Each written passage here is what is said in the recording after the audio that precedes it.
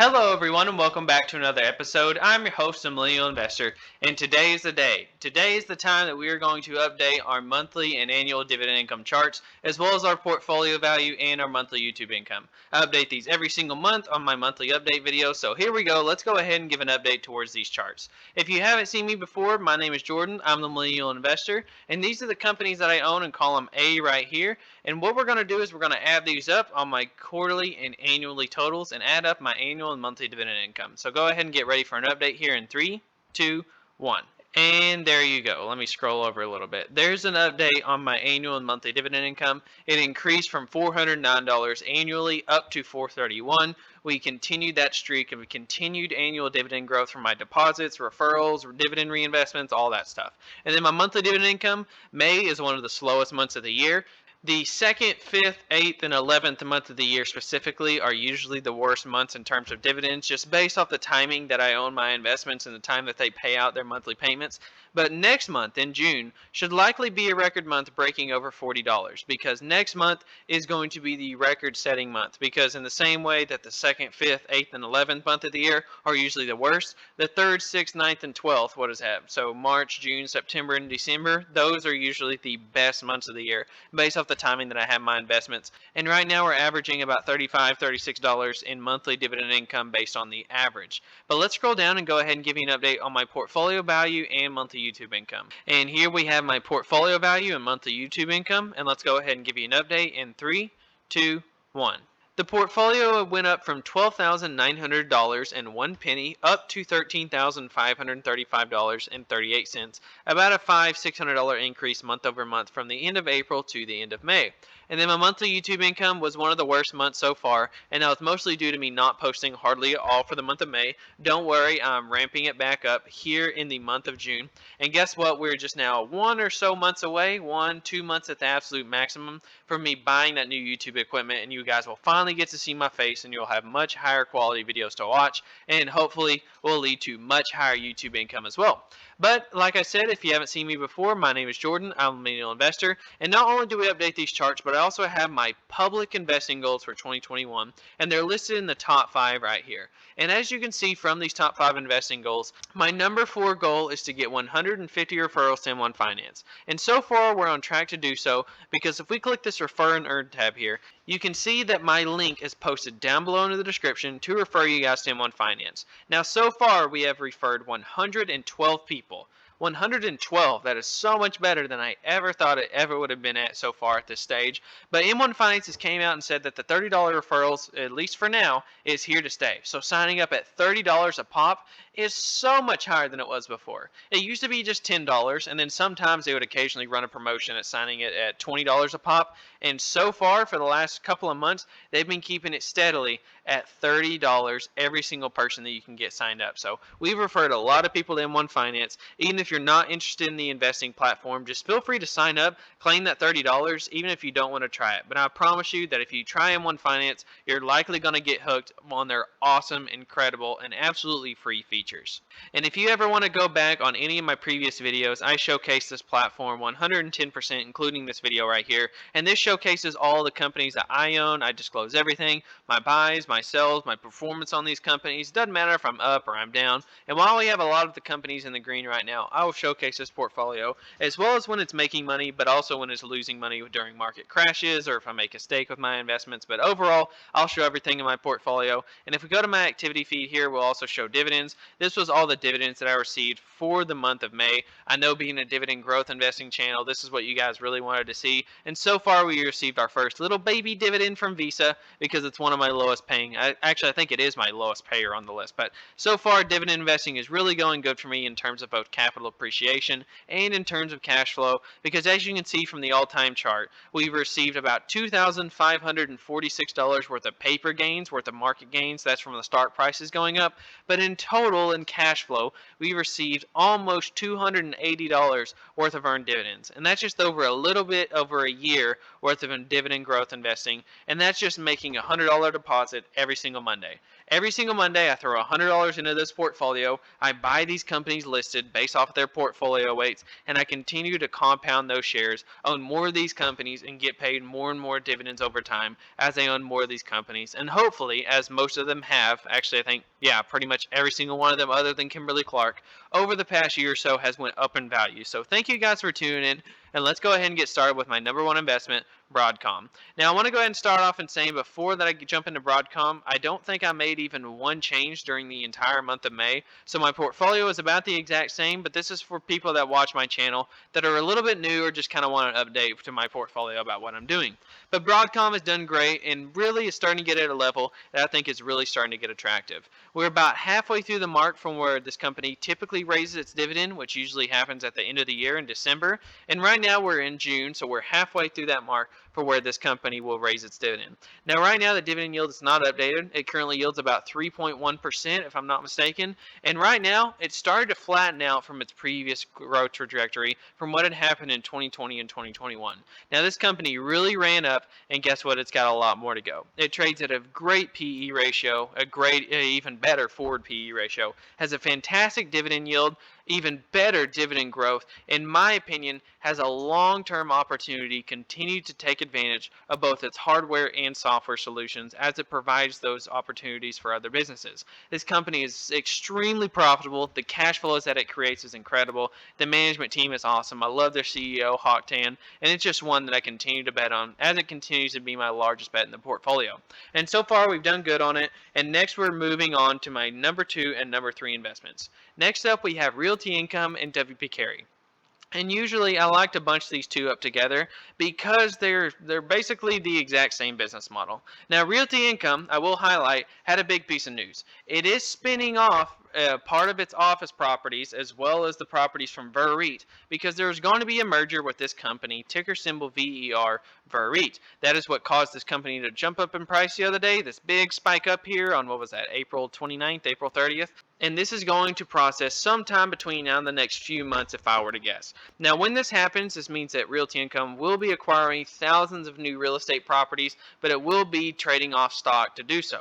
That said, if you're an existing shareholder of Realty Income, the dividends that you will be receiving is likely going to be going up 10% plus from this merger for VERREIT and Realty Income. I think that this is a great deal, and I think it's going to do just fine long term, as they're both very similar companies, and I think their goals are aligned, and I think they're going to do just fine. But both of these companies, Realty Income and WP Carey, are both triple net lease real estate companies, and I hate it because these companies are finally starting to go up in share price, and they're not starting to get the incredible yields that they were before.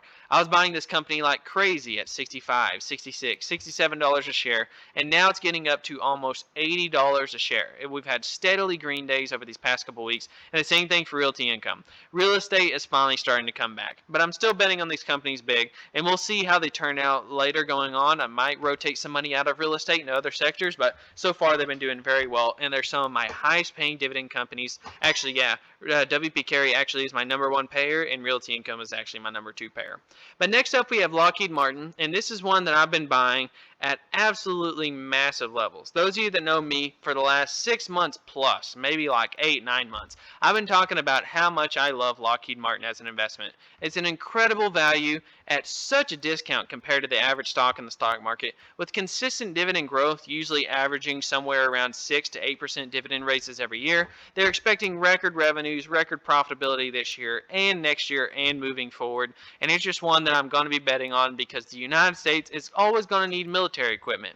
This is the company that provides basically everything you could possibly imagine for the United States Air Force, and that's why I'm betting on Lockheed Martin, because they're going to continue to be successful, and they basically already have innovation priced into the company because they have to innovate. They're a company that has to innovate no matter what, or they're not going to be around. So Lockheed Martin, one that I'm betting on and one that I love. Now, next one of my biggest positions is Visa. It's continued to remain around 6% of my portfolio since starting last year.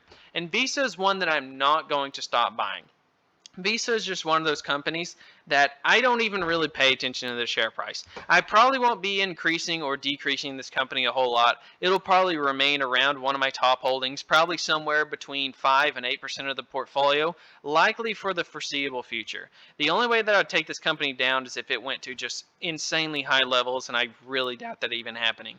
I don't really care the valuation that this company trades at. I don't really care how small the dividends are for this company. This is the growth play that I have in my portfolio that also tends to grow its dividends double digits year over year. Now, this company is mostly going to see returns through capital appreciation, i.e., stock price going up. It won't be so much from dividends from its cash flows, but I love the business model. This is a company that I don't really see, with the exception of MasterCard. It really has no competitors. And there's no one that could really step into this game and really eliminate Visa. Now, if you take a company like Apple, for example, this is a company that's extremely dominant in its field. And the really two competitors that you have out there is Apple and Google, i.e. Android phones, right? And if you're either an iPhone user or an Android user, you don't really consider other phones out there. But I think that sometime between now and the next 10 years, the next big thing, whatever that is. So like before, it was the internet and computers, and then after that, now it's smartphones. And whatever the next thing is going to be, who knows if Apple will be on top of that, but there's a lot of competition investing into the space. And Visa is just such a simple business model. All they are is the middleman for payments. If you issue a credit card, if you swipe your credit card, if you make a mobile payment, if you're online and you buy something off Amazon, Visa's getting a cut. And with how profitable, and I mean profitable, this business model is, it's just one that I don't really care what the economy looks like, what this company does over the next 10 years. They are going to continue to be stupid profitable. So how much they decide to put towards buybacks and dividends, who knows? But I can guarantee you that 5 years from now, that Visa will probably double the amount of buybacks and dividends that they're doing today that they will be doing 5 years from now. So Visa is one that I love and I'll continue to buy. JP Morgan Chase is one of the only financials companies that I own in my portfolio because it's the highest quality. And you'll notice that among some of my other names. I like to own companies of extremely high quality in their field. JP Morgan Chase, of the big banks, is the one that I'll be betting that will be around for the next decade. Wells Fargo, who knows? Bank of America, who knows? But JP Morgan, in my opinion, the team behind it, the way that that company's moving, this is a banking company that will not go extinct anytime soon. And speaking of profitable, just like Visa, JP Morgan is one of the most profitable banks. Actually, I think they are the most profitable bank on planet Earth, if I'm not mistaken. So JP Morgan, one that I love. And not to mention, by the way, they're also kind of a hedge against inflation, because if interest rates start going up, guess who's going to make money off those interest rate rising? I think that's going to be JP Morgan. So that's another reason that I own it. But Procter & Gamble. Procter & Gamble, a really defensive company. Won't explain this one too much. Sells basic products. It's a shampoos, deodorants, continues to pay out cash flows to shareholders. And basically, this is just a defensive play that while the returns might be slow and boring and steady, that's kind of what I want. I want a slow, steady, and boring company. And that's what Procter & Gamble is. And speaking of boring companies, this is one that's so diversified, it's hard to even know exactly what they sell, because this is a company that sells over 60,000 products. You heard me right. Not 5,000, not 10,000. 60,000 products, from everything from automobile parts to equipment for telephone poles to printer ink cartridges to post-it notes. I mean, you name it, 3M's probably in a piece of pretty much every sector out there. And it has so many products and it is so diversified that I can't think of a way that as the economy grows, as the United States get bigger and bigger and bigger, as the population grows, the GDP increases, this is one that is pretty much going to grow alongside the economy. Now, regardless of what the management team does and the new products and the innovation that this team comes out with, I think that that's great, but it's really hard to predict when the company has 60,000 products what they're going to come out with. So I don't really focus so much on that. It has an incredible track record, one of the longest streaks of raising dividends in the United States history. I believe the dividend streak now is up to like 63 years or something crazy like that, whatever it is. But a company like 3M, while they have hit some hard times over the last couple of years, and that is once again a lot of it due to coronavirus over the last year or two, but as this company transitions and refines its business and becomes more profitable, it's one that is going to grow right alongside their economy, and I'm going to get steady, easy, boring returns from 3M over time.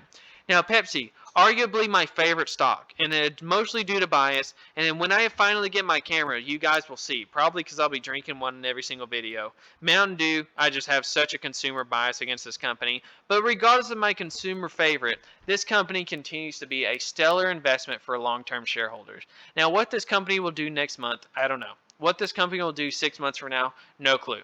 But what they will do 5 years from now, 10 years from now, that is continue to make money for shareholders. And that's why I'm owning Pepsi.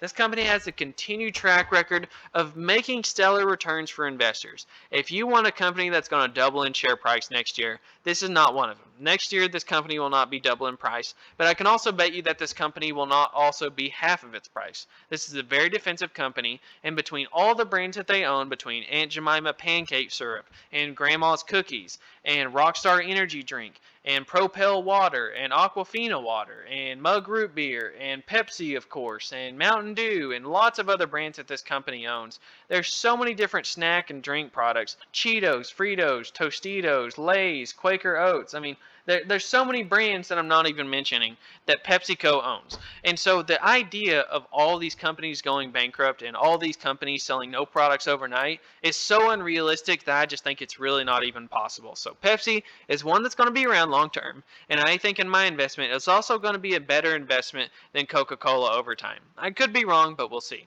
Next up, we have Kimberly Clark, which so far is the only company I'm down on. While I have received some dividends from this company, which by the way was kind of weird, today was a 0% day. The stock literally didn't go up. The stock literally didn't go down. It literally moved zero today. That's kind of weird. But this company continues to pay cash flows to shareholders. And while the dividend continues to increase, the share price continues to go down.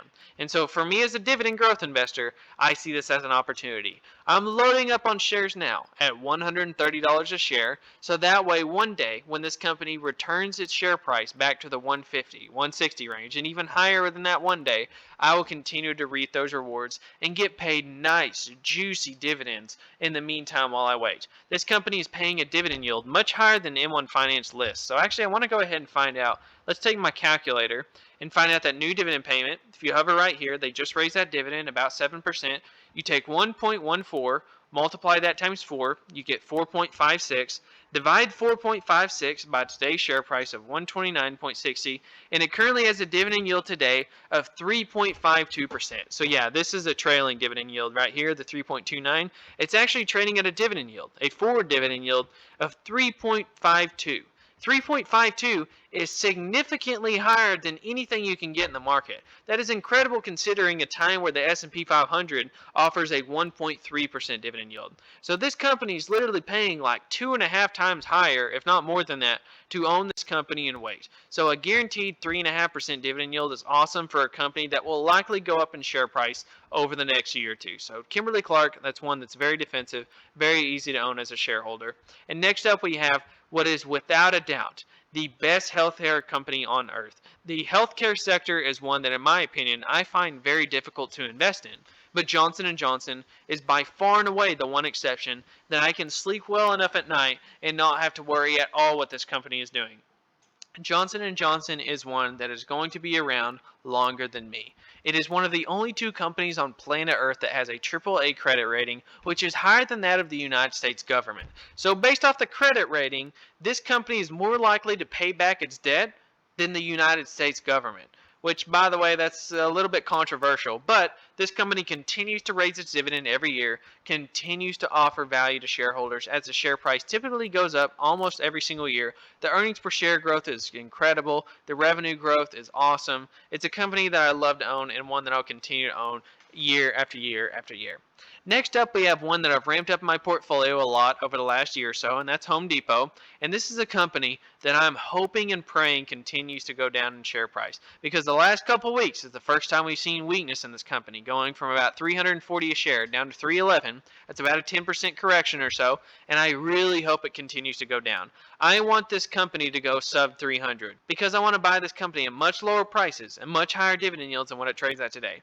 Home Depot is actually one of the best returning stocks of the decade, and a lot of people don't even know that. Just 5 years ago, this company was $129. Today it trades at $300, and that doesn't even count the incredible dividend growth that this company has experienced over the last 5 years.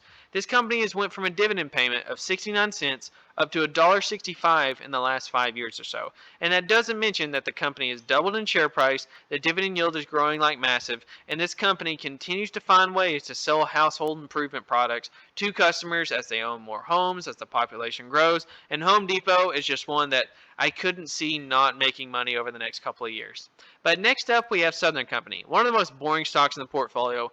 Basically, the way I look at it, it's a utility stock. They provide electricity, natural gas, and they provide a lot of dividends to shareholders.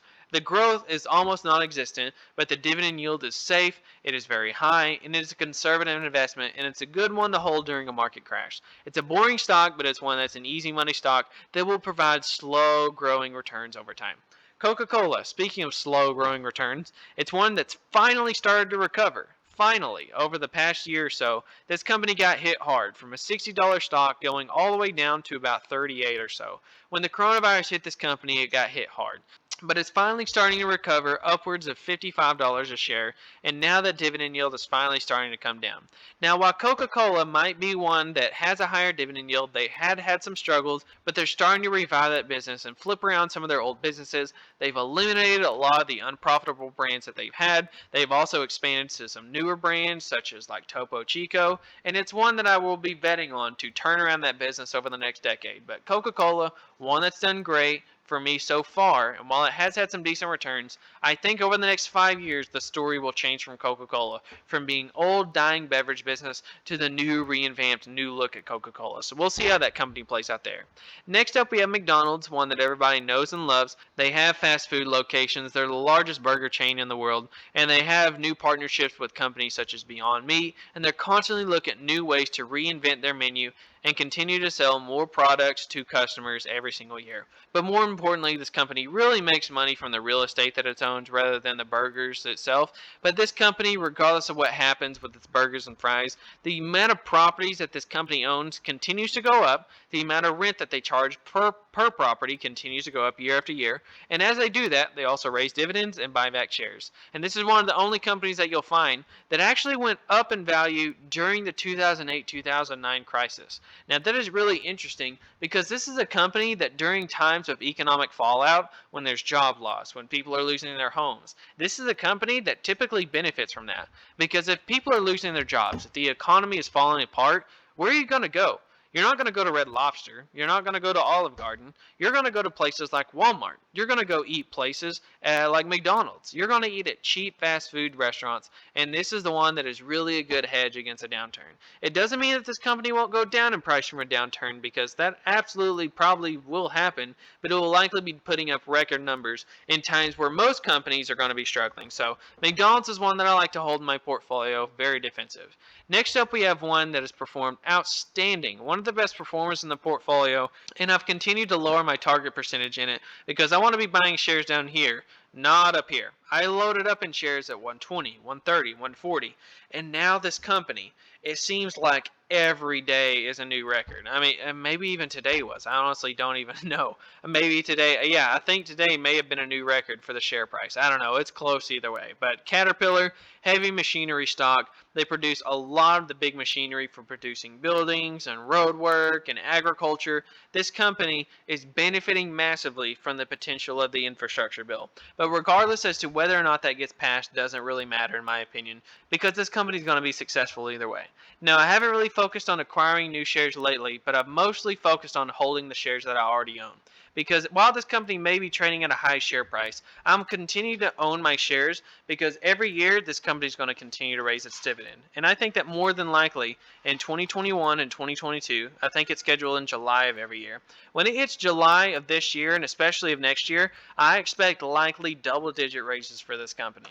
Because right now they pay $1.03. I think it is very likely that by this summer this company will be paying $1.10, $1.15, and by next year this company will probably be paying something like $1.25 in dividends, if not higher, especially if that infrastructure bill passes. But Caterpillar, it's one that I've taken down, but I continue to just hold the shares that I own and not really buying any new ones. We'll see what I end up doing with that holding. And yeah, you can see the returns on that have been quite nice on a money-weighted return basis. But Store Capital is the one we have next. Pretty much the same business model as a WP Carry or Realty Income. Store Capital is one that's kind of the newer kid on the block. It doesn't have as long as a track record as a WP Carey or Realty Income, but this company has started to revive. This company's share price was overblown from the downturn of the coronavirus, and it's finally started to come back to life. This company at one point was a $15 stock last year, and today it's doubled since those levels, and the dividend yield has come up as well. Now, once again, in the same way we talked about big dividend raises, this company typically raises its dividend about September of every year, so about 3 months from now. Now, this company may hold off on raising that dividend a lot in 2021 because they're still recovering, but I think 2022, the same story as Caterpillar, I think this company will really ramp up that dividend quite nicely at probably 5+%, which for a real estate company is pretty good. I think that this company will start to ramp up that dividend quite a bit in 2022, but we'll see. Next up, we have Altria, the highest yielding stock in the portfolio, and while it's one of my smallest positions, it's one of my highest dividend payers. We have this list sorted from highest to lowest dividend payer. While it's one of my smallest positions, it's actually the fourth highest payer. And that's because most of the shares that I bought was almost a 10% dividend yield. It was actually, I think, like an 8.5%, 9% dividend yield. My average cost, which has risen over time, let's see. My average cost is $40.91. When I first started buying this company, it was sub $40. I believe it was around $38, $39. But this company has an incredibly high dividend yield, and the way I look at it is that people argue what the stock market returns over time, and with dividend reinvested, we know that the stock market is going to return about roughly 9 to 10% a year. And the way I looked at it, when I was buying shares, I was buying them for 8, 9% dividend yields. And so even if this company never moved in stock price, the dividend yield alone is going to provide me with about market average returns. And my bet is that this company will transition from an old, boring legacy smoking business, which is on the verge of dying, and transition into its newer businesses, which are alcohol and other products that start with the letter M. Michael Jackson is, financial education likes to call it. But as this company transitions to its new products and has its new businesses ramp up, I think that this will really start to become a turnaround play. So Altria, one that I think will have great share price gains over the next 5 years, but regardless, this company pays wicked cash flows. Next up, we have NextEra Energy Partners. This is one of the only energy companies that I own, and basically, it's a renewable energies play. I want to diversify into an energy company, and it's on there and has a great quarterly growing dividend, as well as a great dividend yield, and an awesome growing share price. Had great returns with that one, and I think it's going to be great moving forward. Next up, we have one of Warren Buffett's newest plays, and this is the defensive telecom company, and who knows what's going on there over at AT&T with dividend cuts and spin-offs, and who knows. But I don't care what's going on at AT&T because I like the boring, God, it's such a boring, slow business, Verizon. It's so simple. They provide cell phone service to customers. That's it. Boring, slow, not fun, not appealing at all. But for me, I like the dividend yield. I like the opportunity for this company to slowly grow over time, as well as slowly increase those cash flows year over year. This is a very defensive company. So no matter what happens, if you haven't noticed, this is a 5-year chart. You won't even really tell where the coronavirus struck unless you really look. It was right here. This company didn't really even go down a whole lot during the coronavirus. Very defensive. It's going to make money either way. And that's another one that's kind of a hedge against a downturn. And speaking of defensive companies, we have Waste Management. Waste Management is arguably the most defensive stock in terms of business models, not in stock price, but in terms of business models. This is going to be one of the most defensive stocks in the entire portfolio because this company basically just cleans up trash. Simple business model. They make profits from it. Most of the people think about cloud companies or SaaS businesses, right? This is the type of company that people ignore but consistently makes profits over time. So what will happen with a lot of the big internet companies a year from now? Who knows? 5 years from now, they'll probably be a lot bigger. But same thing with trash companies. The population grows, there's more trash. Guess who's going to be there to clean it up? You're looking at Waste Management. And from the sticky nature of customers that this have, the type of contracts that it usually sells are usually multi-years out. A lot of the times when it gets new customers, which are a lot of time even the U.S. government, it will a lot of times have contracts decades out into the future. And so when this company continues to get in profits from governments and businesses that needs its trash cleaned up, Waste Management will continue to make profits from that. Now next up, and last but not least, we have Whirlpool. This is one of the smallest positions in the portfolio, and it's kind of interesting because I have something in the works that I won't really disclose for now, but I'm considered looking at adding a new position to the portfolio. Add another small holding like a Whirlpool, one that you guys might not expect, but I'm looking at another holding. But Whirlpool, basically the way I look at it, the dividend yield's okay. Unfortunately, I was buying at much lower levels in the 190s. Now it started to go up to 130, 140, 150, or excuse me, 250. But this company, it trades at such a low valuation, such a low multiple, and even throughout the 2008-2009 recession, continue to pay dividends. So one that I think that people don't give a lot enough credit because it's just a boring, out of favor stock. But I think that works in my favor because this company will continue to trade at low valuations and I'll buy in at great prices. But thank you guys so much for watching. Like I said, if you want to check out anything down below, including mentoring calls, if you want to reach out to me personally, if you want to have a phone call session with me, if you want to get signed up with M1 Finance, there's a $30 referral, credit card referrals, you got a savings account, you name it, it's all down below there in the description. But thank you guys so much for watching, and I'll catch you guys next time.